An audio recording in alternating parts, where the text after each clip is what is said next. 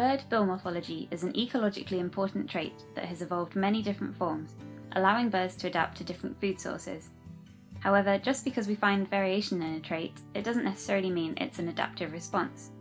Chance colonization events, followed by isolation and genetic drift, can drive phenotypic differences between populations without the need for selection. We set out to study the causes of bill length variation in Berthelot's pipit. This bird originated in the Canary Islands and later colonized Madeira. Today, we find longer bill lengths in Madeira than in the Canary Islands, but we don't know if this is driven by adaptation to a new environment or due to colonization history and genetic drift.